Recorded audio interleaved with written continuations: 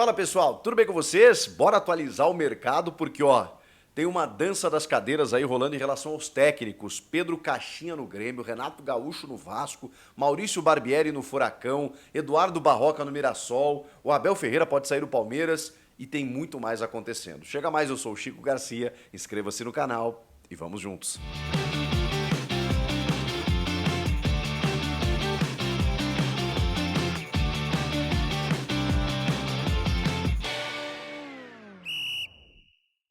Que loucura, tá todo mundo resolvendo a sua vida, mas o Grêmio tá demorando. Tá demorando para anunciar o seu novo treinador, flertou com o Luiz Felipe Scolari como coordenador técnico, o Felipão começou a indicar alguns treinadores, o Grêmio não entrou num acerto ainda efetivamente, nesse momento, na verdade, há um distanciamento, não na relação afetiva com o Felipão, não dessa maneira, mas em relação à filosofia, metodologia, o Grêmio tá pensando também em outras possibilidades, né? A diretoria conversou com o Felipão, isso não de agora, já lá atrás, sabia que o Felipão iria escolher esse novo profissional. O Felipão ofereceu não, né? Mas sugeriu alguns nomes da sua preferência. O Grêmio, em paralelo, começou a tentar negociar com outros. A verdade é que a direção está atirando para tudo que é lado, está meio perdida e nesse momento está encaminhando com um técnico que nem era a prioridade, que é o português Pedro Caixinha.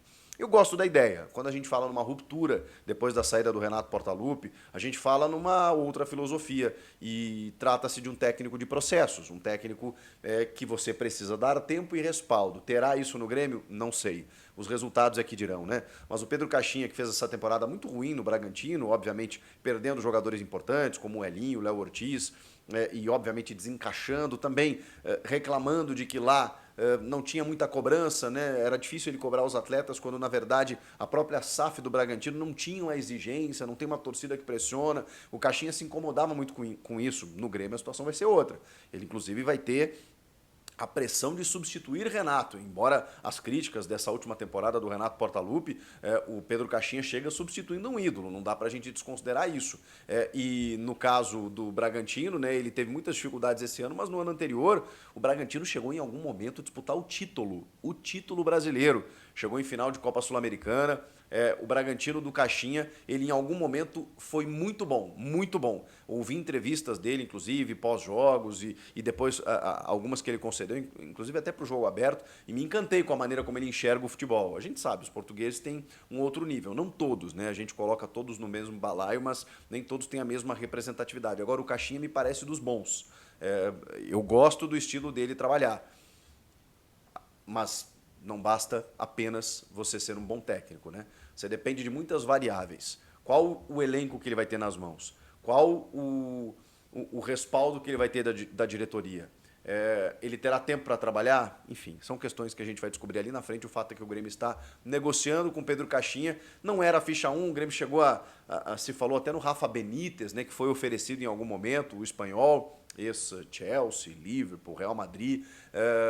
Claro que seria uma cartada assim muito grandiosa, né, por parte do Grêmio. O Grêmio chegou a dar uma olhada no Luiz Castro, mas o Luiz Castro nem pode trabalhar agora, né, porque está recebendo ainda no contrato do Al Nassr, e obviamente o Luiz Castro iria querer investimento no time, e no Grêmio a gente sabe que tem uma dificuldade financeira aí. Então o Caixinha me parece se adaptar à realidade, está livre no mercado, já conhece o futebol brasileiro, faria um upgrade, né? Vamos lá, entre Bragantino e Grêmio, não em termos de time, bom, de time também, né? Porque o Bragantino aí brigou para não cair, o Grêmio também, mas eu digo em termos de torcida, estrutura, pressão, exigência e tudo, não dá nem para comparar. Então, seria uma relação boa para o Caixinha. Para o Grêmio, diante das opções, o Grêmio começou a mirar um estrangeiro mais recentemente para fazer essa ruptura que eu falei do Renato. E parece que o nome do Pedro Caixinha é o mais próximo disso, né? Teve Tite, teve Fábio Carille em determinado momento, que seria uma escolha do Felipão,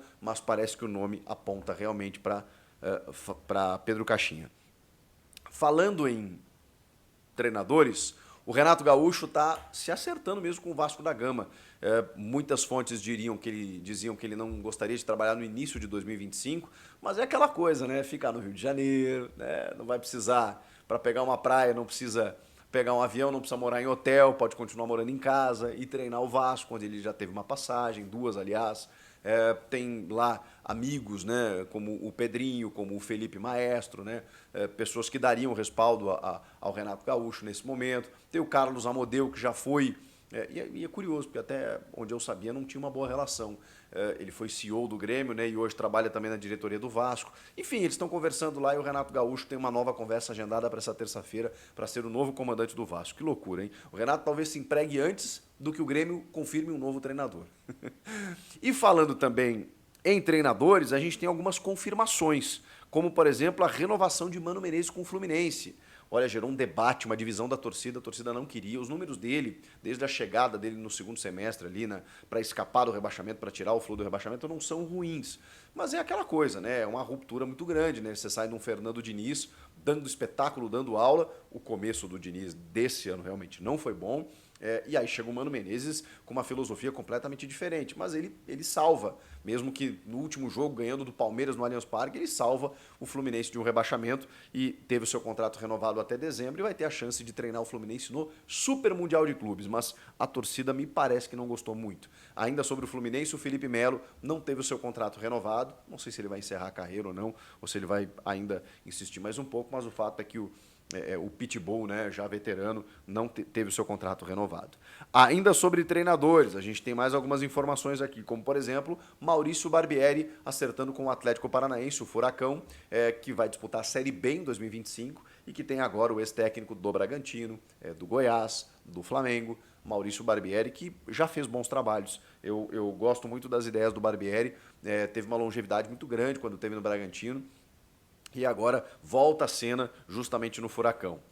O Mirassol anunciou Eduardo Barroca, chegou a flertar com o Fábio Carille, tem o Paulinho como coordenador e provavelmente o Paulinho conhece o Barroca dos tempos de Corinthians. O Barroca que estava no Avaí desde o início desse ano e eu tive a oportunidade de conversar com ele no podcast que eu tenho com o Denilson e é um cara que defende muito a classe dos técnicos, ele tem inclusive um projeto, né, de valorizar técnicos mais antigos, onde ele troca ideias, conhecimentos. É um cara à frente do tempo, assim. A gente não vê o resultado de campo do Barroca ainda, mas as ideias dele, cara, elas não conseguem, digamos assim, resultar em resultados, né, com perdão da redundância, porque não dá para entender, assim, né? Claro, o futebol demanda muita coisa, né? Mas ele tem ótimas ideias. É um cara que pensa fora da caixa. Não é o Caixinha, mas pensa fora da caixa e o Eduardo Barroca aí vai treinar o Mirassol na Série A. Um projeto audacioso aí, num brilhante centro de treinamentos e que conseguiu acesso a essa equipe do interior de São Paulo. Falando ainda em treinador, aí agora a gente fala sobre alguns que estão balançando, né? Na verdade, não é bem isso, mas vocês vão entender. O Arthur Jorge do Botafogo, ele se valorizou. O Botafogo foi o time sensação de 2024 no futebol brasileiro. Brasileirão e Libertadores, no intervalo de uma semana. Embora a derrota para o Pachuca, aí, mas a temporada é espetacular. E o Arthur Jorge está sendo cobiçado, ele é português, ele tem, né, acesso na Europa, aquela coisa toda. Ele teve algumas propostas durante o ano, como uma do Al Rayyan do Catar. E tem uma possibilidade dele sair exatamente por todo esse assédio. E a diretoria do Botafogo está incomodada, porque, segundo ela, não sabia dessas propostas. O staff do Arthur Jorge se defende dizendo que sempre souberam. Inclusive algumas muito vantajosas, oferecendo o triplo do que ele ganha. Ele decidiu que não ia conversar com ninguém enquanto não terminasse a temporada e agora está dando aquela valorizada no passe. Mas é fato que o Arthur Jorge vai ter mercado. Se não for no Catar, na Arábia Saudita ou em Portugal, vai ser em algum outro lugar, né? O Arthur Jorge se valorizou e nesse momento de divergências, aí me parece que as coisas começam a se inviabilizar, né, para a continuidade dele. Ele provavelmente vai aceitar alguma dessas propostas e vai meter o pé. E é mais um a deixar o Botafogo, né? Além daquela barca que a gente já falou, né? Tietê, Eduardo, Adrielson, Almada, todo mundo aí, né, procurando seu rumo depois, alguns com contrato encerrando, outros com que o clube não vai renovar, aquela coisa toda, enfim. O fato é que o Botafogo vai ter que se reconstruir para continuar vencendo em 2025 e pode, inclusive, não ter o mesmo comandante técnico. E o Abel Ferreira, hein? Cara, o Abel Ferreira é o seguinte, eu vou trazer as informações que foram veiculadas no dia e depois trazer as que eu tenho. O Abel Ferreira teve noticiado aí no jornal O Jogo de Portugal que ele estaria negociando com o Sporting de Lisboa e que inclusive estaria disposto a baixar o seu salário. tem uma multa rescisória de 8 milhões de euros. O Abel Ferreira tem contrato até 25, até o final de 25 com o Palmeiras, mas segundo esse jornal de Portugal, ele estaria disposto a isso e negociando com o Sporting. Essa era a notícia. No mesmo dia, poucas horas depois, outros tantos veículos portugueses, como o Jornal Record, o Jornal A Bola, noticiaram desmentindo a informação, dizendo que ele não faz parte dos planos do Sporting, que ele não pretende sair do Palmeiras. Então, assim, tem uma batalha de narrativas aí, tem uma divergência na história. O jornal O Jogo é o único que está dando isoladamente que o Abel está negociando com o Sporting e que tem a possibilidade de sair, inclusive de baixar o seu salário. A informação que eu tenho, ela está meio que no meio termo disso. Até o Capelanes trouxe isso no Jogo Aberto, mas eu já tinha essa informação, de que a Leila, quando assumiu, procurou o Abel para renovar até 2027, até o fim do seu mandato. E o Abel decidiu esperar. Ele já tem contrato até o fim do ano que vem. E ele deu uma segurada. Vamos conversar mais para frente. E a Leila não conseguiu antecipar essa renovação, que pode acontecer a qualquer momento. Mas nesse momento ela não aconteceu, ele não assinou. Ele retardou as férias, está participando do planejamento, da reformulação do time, está ligando pessoalmente para o Facundo Torres, por exemplo, que está acertado, inclusive é mais uma informação aqui, já fechou, já assinou o contrato e vai ser anunciado oficialmente a qualquer momento, o atacante uruguaio lá do Orlando City, que poderia ir para o Cruz Azul, mas vai jogar no Palmeiras, o Abel participou efetivamente disso, ou seja, é um cara que está envolvido com as coisas do clube, com as coisas do Palmeiras e não me parece que ele pretenda sair agora, até porque vai ter um Super Mundial daqui 6 meses, gente, com uma exposição gigantesca, disputando um Mundial de Clubes, uma chance enorme dele botar cada vez mais o seu nome no mapa do futebol mundial. Então, por que ele sairia agora? A não ser que fosse uma proposta realmente que ele está cansado, que a temporada de 24 não foi boa, que ele reclamou pedindo reforços, que houve muito desentendimento com a imprensa, especialmente, e tal. Isso tudo é verdade. Mas assim, eu não vejo motivo para ele sair nesse momento. Pode acontecer na metade do ano, né, vindo uma proposta da Europa, ele pensar na vida, repensar, como ele já assinou um pré-contrato com o time do Catar, lembram? Chegou a conhecer as instalações, mas depois se arrependeu, voltou e continuou no Palmeiras. E ele é muito bem valorizado no Palmeiras, né? Então, assim, por mais que essa informação de um jornal português dê conta de que o Abel poderia sair, eu não acredito, e todas as outras informações caminham na direção contrária, mesmo sabendo que amanhã ou depois ele pode sair e deixar o Palmeiras. Nesse momento eu, de verdade, não acredito. Falei de tudo? Não, tem mais coisa para a gente falar. Como, por exemplo, o Bolassi, né? O atacante congolês de 35 anos do Criciúma, que encerrou seu contrato, terminou a temporada com o Criciúma e já se acertou com o Cruzeiro. O Cruzeiro, hein? Dudu e Gabigol, questão de tempo, tá? Essa também é uma informação que já entra a reboque aqui. O Dudu e o Gabigol é só formalizar, mas tá tudo garantido. E o Bolassi vai ser mais uma alternativa para esse Cruzeiro, do Alexandre Matos, do Paulo Pelaipe, do Pedrinho lá dos supermercados BH, que, olha, os caras estão gastando. E o Bolassi, que estava sendo especulado em várias equipes, fechou com o Cruzeiro. E o Santos fez uma proposta pelo Luciano, e o Júlio Casares já disse que não negocia. O Luciano, que chegou a dar a entender que poderia sair, camisa 10 do São Paulo, aquela coisa toda, teve uma proposta do Santos. O Santos também está se reformulando. Ele foi o artilheiro do São Paulo na temporada, né, com 18 gols, mas o Luciano não foi liberado.